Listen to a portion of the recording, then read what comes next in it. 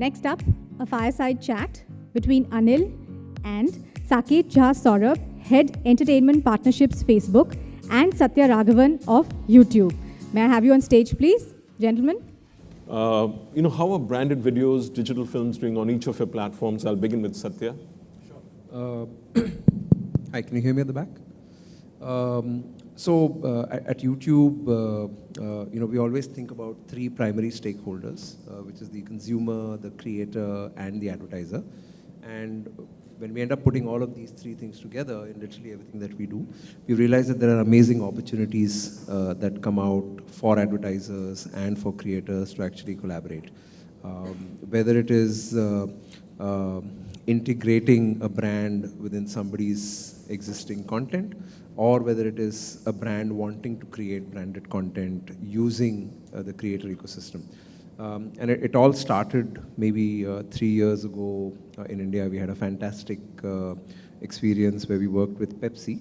And they had this program called Crash the Pepsi IPL, where anybody could create content which talked about Pepsi and why they loved it.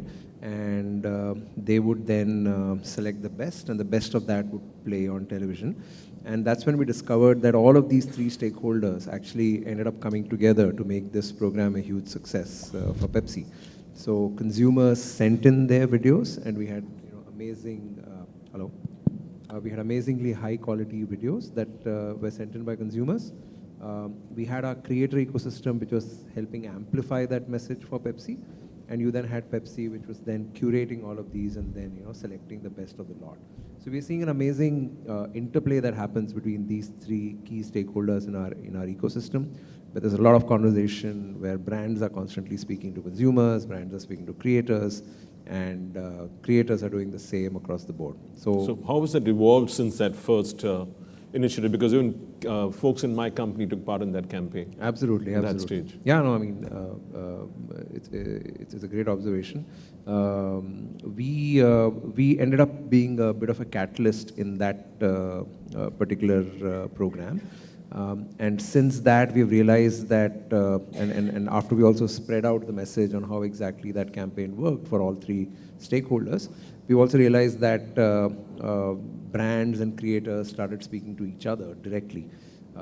In that process, we actually achieved one of our primary goals, which is how can you do this in a very scalable manner. So we're constantly doing that.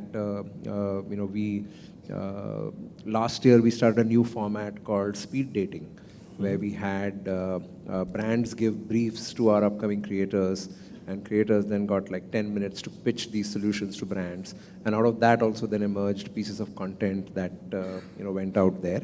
So this is, I think we are just at the beginning of this interplay of content integration and branded content.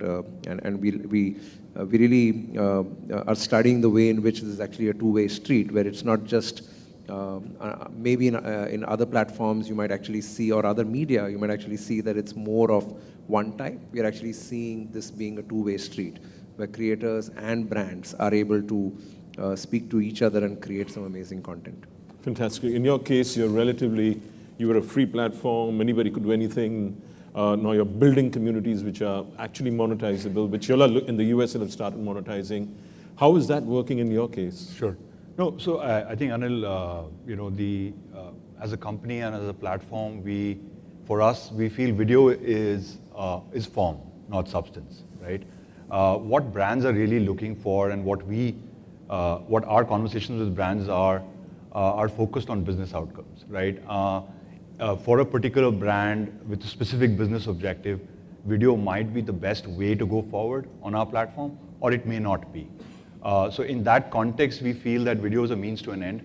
Having said that, given that video is really the new text, and enough and more has been spoken about data being cheaper, handsets being cheaper, and video being the sort of dominant form of consumption, we reflect that very aggressively as well. So video continues to be very important. Brands do a lot of work with video on our platform, with our ecosystem, which means whether it's publishers, or it's large media brands, or it's creators, right? So in that context, we mirror that journey very acutely.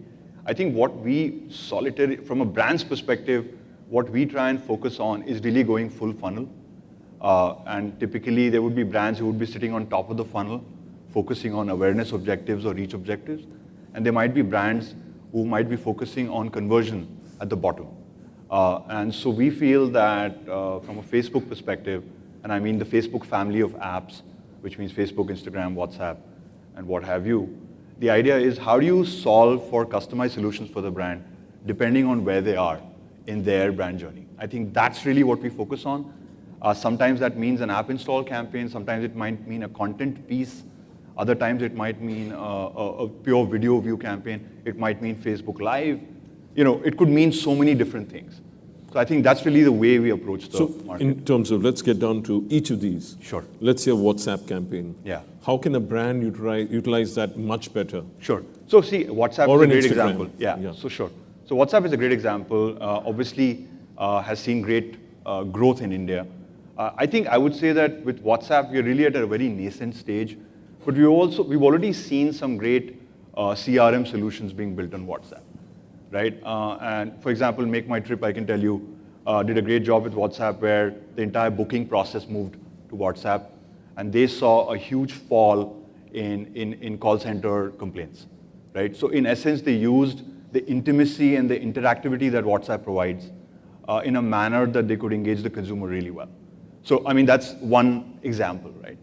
Instagram, again, I think you would be aware, and I'm sure the audience would be, that fashion and beauty brands, for example, have taken to Instagram in a great way. Whether it's fashion designers or it's fashion, consumer product makers, or it's any other form of, in this category. That's because these brands understand that visual storytelling is really the thing to do, especially when you're trying to reach a younger audience, right? And Instagram really is the platform of choice when it comes to visual storytelling. And now you have what is ephemeral, which is stories. So now you will see greatly brands doing a lot more work with stories which don't last beyond 24 hours. So there's a lot of, I think each platform has its own strength. So how much of video, how much of a role is video playing in each of these? Video is playing a central role. And how much of a role is brand created video? Sure. I'm not talking about pre-rolls and post-rolls and mid-rolls. I'm talking about brand created video. No, so it could be through an agency, it could be through a creator. Sure. So, brands are increasingly realizing that they have to do platform first or mobile first content, right? I'll give you an example. Uber ran this great campaign around Apni Gaadi Samjho. You may recall that campaign. When they went on Facebook, they actually made over 30 creatives which were designed for Facebook and actually used, we have an in-house team called Creative Shop that works with brands when these contexts come up. And they put out 30 creatives on the platform with a very specific objective of creating custom audiences. So once custom audiences were created, then you went back with second level, third level messaging, right? So you basically move down the funnel, but making sure that you're creatively optimized for the platform and the environment you're in. So in that context, the brands are increasingly creating customized video.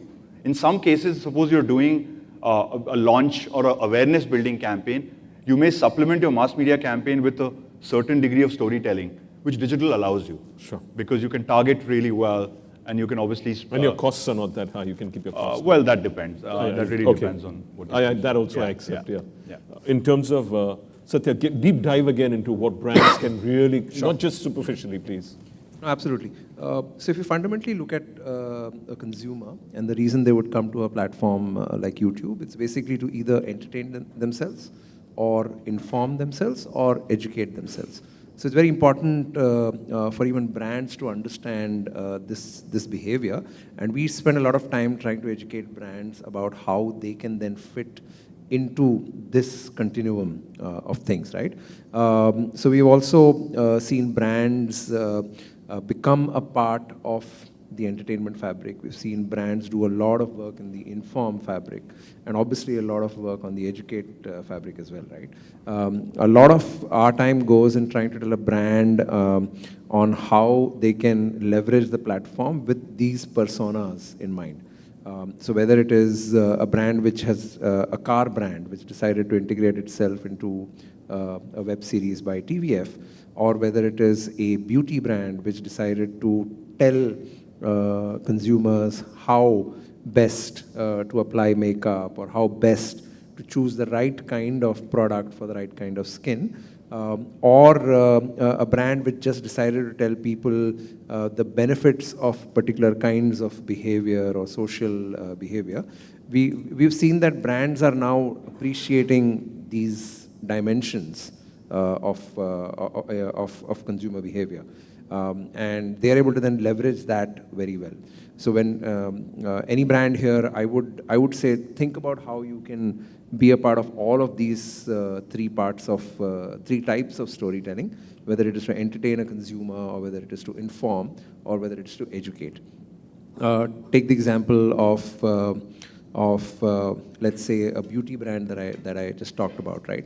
While they obviously do a lot of advertising, and that same advert would probably play on multiple platforms, there are very few places where consumers actually go to search for specific answers. And that's the kind of behavior that a brand can then leverage, which is understand their consumers very deeply and intimately, understand how consumers make choices, and then create content that can, fit into all of those dimensions. Yeah, and so on both your platforms, can what a brand create become a destination for customers where they build a direct engagement with storytelling, not just plain TVCs, which the attention, yeah. So, and how is that working? And we are running out of time. Time's up. Sure, but we've got to quickly run through that. Do you want to take a second? You want to go ahead? So, I mean, I keep talking about Red Bull as a great example. Yeah, that's a well-known. I want some other lesser-known ones, if you can help me. Hindustan Levers. That should be good. Please go ahead. I mean, that's something where you took a small little guy and they build a full destination, right? Rather than guys who are possibly spending a lot of money in acquiring audiences, a viral kind of a thing. Yeah, and I think we're seeing a lot of that happen in the financial services space now. And primarily because a lot of those brands and categories are actually starting to penetrate a lot deeper. Earlier, very few of us would, dabble in things like the stock market or even mutual funds, but that category is seeing amazing penetration at this point of time. So which is why a lot of brands from that area come to us and talk about how they can do all of these three things that I talked about, which is entertain, inform, as well as educate, because that category needs all of those dimensions. That game is still being played, and I think in the next couple of years, we'll see some amazing things happening in that space. So I'll give you three examples, and three somewhat niche examples. One is a brand called Craftsvilla, which you may have heard of, and I think its birth and growth was greatly aided by Facebook. So that's one example. The other brand that I feel is doing a reasonably good job of creating always-on community and not a transactional community, dumping TVCs or any of those, is Royal Enfield. So a lot of the brands in the luxury space, in the fashion space, look at Sabyasachi, for example, the fashion designer.